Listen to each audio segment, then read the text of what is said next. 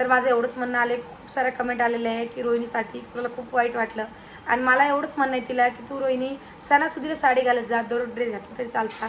आणि कोणी सांगताना जरा कानावर घेत जात जाई, या कानाने ऐकत जाईल, कानाने सोडून नको देत जात जाऊ.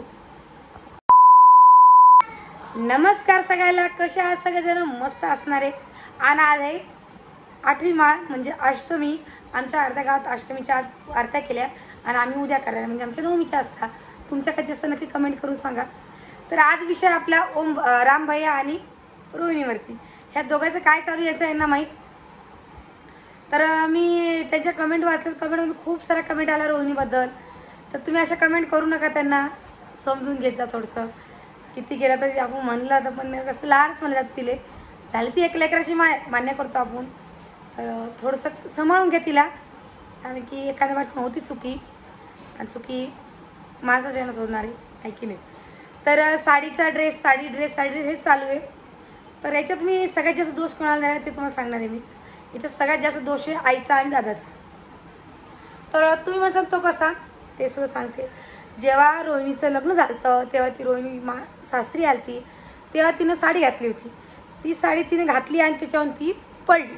तर आई काय बोलली की माझी सून साडी घातली म्हणून पडली, म्हणून तू ड्रेस घालत जा. मी याच्यावर काहीच म्हणणार नाही बरं, की घातली पाहिजे ड्रेस. असं काय माझं काही म्हणणं नाही की तुम्ही म्हणता की ताई तू म्हणते की ड्रेस घातले म्हणूनच असं झालं तर झालं, तसं नाही आहे. ड्रेस घाला ना तुम्ही, माझं तसं काय म्हणे. पण कसं आहे, सणासुदीला म्हणा, काही कार्यक्रम असले म्हणा, तर कुठं आपण देवदर्शनाला जातो तेव्हा म्हणा. आणि मेन म्हणजे जेव्हा मुलीचं लग्न होतं ना, तेव्हा मुलगी ही साडीतच चांगली दिसती. हे माझं असं म्हणणं आहे बरं, की मुलगी साडीतच चांगली वाटते, ड्रेसमध्ये नको. हा की बा तुम्ही कुठं फिरायला गेले, समजा गावाच्या बाहेर गेले, तेव्हा ड्रेस घातलं काय वाटत नाही. घरी तुम्ही घाला ड्रेस असं काही म्हणणं नाही. पण फक्त सणासुदीला म्हणा, काही कार्यक्रम असले तेव्हा तुम्ही साडी घाला ना, एवढंच माझं म्हणणं आलं.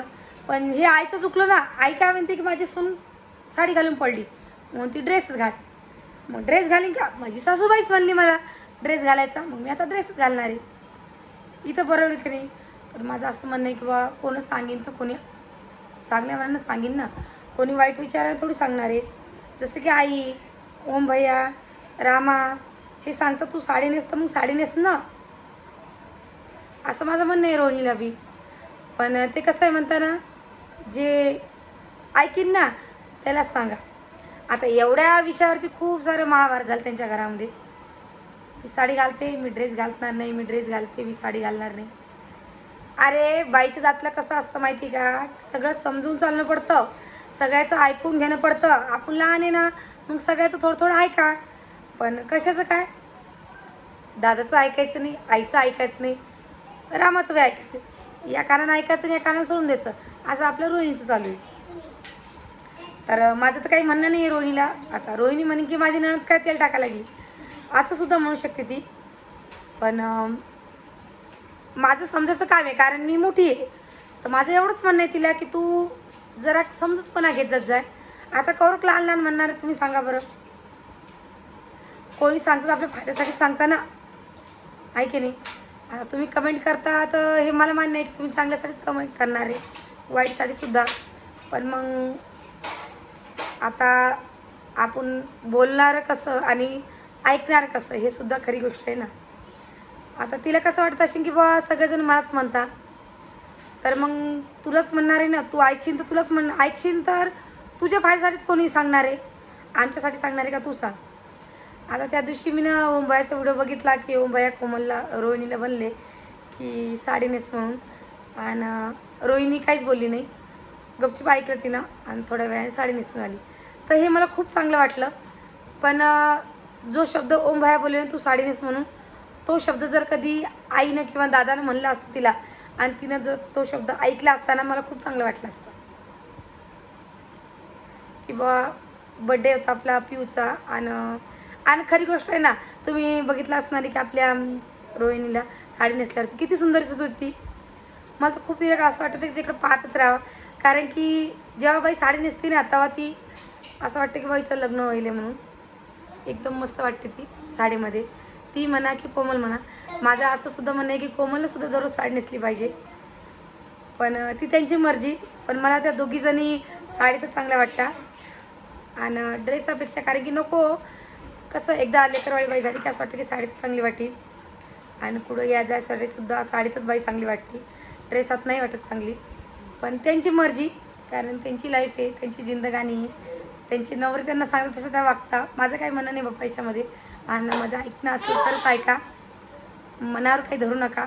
जे माझ्या मनात होतं तेच तुम्हाला मी सांगायला लागले. आणि खरी गोष्ट सांगू का, मी जेव्हा तुमच्या कमेंट वाचते ना तेव्हा मलासुद्धा खूप खराब वाटतं की माझ्या भावजाला कोणी असं बोलल्यावरती. म्हणून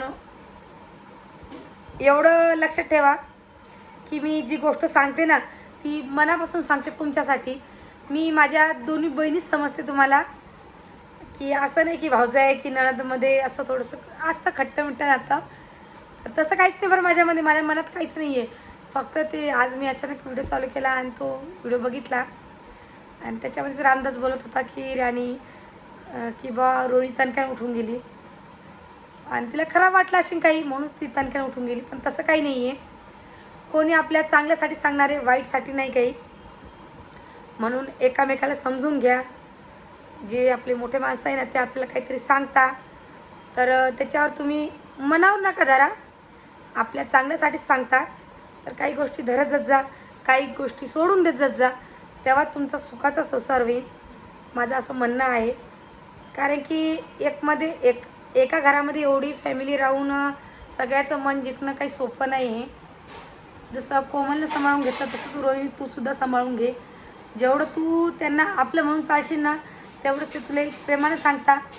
त्यांचं तू सांग, तुझ्या मनात काही असेल ते तू गोष्टी त्यांना सांग, त्या त्यांच्या तुला सांगतील, त्यांचं तू काही ऐकून घे, काही त्या तुला सांगतील त्यांचं तू सुद्धा ऐकून घे, तेव्हाच ते तुझं ऐकून घेतील ना. एवढंच कोमलला माझं सांगणं आहे.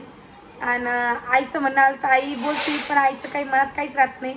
आई मोकळ्या मनाची आहे, आईच्या तोंडात ते असेल तेच आई बोलून देते. म्हणून आईचं मनावर काहीच धरू नका, कारण आई ती आईच असते. माझी मनाची तुमची म्हणा, तुझी आई सुद्धा तुला असंच बोलत असणार आहे, तेव्हा तुला राग येतो का तू सांग, नाही येत ना. हेच मला रोहिणीने सांगणं आहे. फक्त एवढं सांगणं होतं आणि याच्यावरतीच मी व्हिडिओ केला, कारण की फोनावरती एवढं नाही बोलू शकत ना. जेव्हा ती माझा व्हिडिओ बघीन तेव्हा तिला सुद्धा कळेन की मैशाताई काय सांगणार आहे म्हणून. आणि जरा समजून घेत जा विचारे. आता तू कोणाची तरी लेकबाळ आहे, तुला जशी आई समजून सांगते तशी तू तुझ्या तुला सुद्धा मुलगीच आहे ना. आणि मला सुद्धा आहे, तर माझ्या मुलीला सुद्धा मी असंच वळण लावणार आहे की बाजूला दोन शब्द कोणी चांगले सांगितलं त्यांच्याकडून तू ऐकून घे. आता सानू, रानू, सोनू तिघी बहिणी माझं हे सांगणं आहे. जसं मी संसार चालू केला आणि जशी माझी परिस्थिती होती त्या परिस्थितीतून मी उठून इथपर्यंत आले, तसे तुम्ही सुद्धा पुढं जा. तुमच्या पाठीशी आहे, आई दादाचा साथ आहे, तुझ्या नवऱ्याचा साथ आहे, माझा सुद्धा आशीर्वाद तुझ्या पाठीशी आहे. फक्त काही गोष्टी सोडून देत जा, काही धरत देत जा, एवढंच माझं म्हणणं आहे. आणि तुम्ही जेवढी आपली यूट्यूब फॅमिली तेवढी तुम्ही सगळ्यांना कमेंट करताना ते चांगल्यासाठीच करणार आहे. म्हणून कमेंटवरती काही लक्ष देऊ नका आणि आपल्या रोहिणीला सुद्धा कोणी काही खराब बोलू नका. लहान लहान म्हणतो आपण, पण कसं जरा काजून लहानच म्हणलं जाईल. लवकर सोकर देव पावला विचारलं म्हणून आहे, नाहीतर लोक खूप सरसता लेकरासाठी. तिला लवकर सोकर देवान दिलं म्हणून ती एका लेकराची आई झाली. तर आईला सुद्धा समजून सांगणे, आई सांभाळून घे, कोमल तू सुद्धा सांभाळून घे, आपली लहान बहिणीचे म्हणून समजावून सांगा तिला.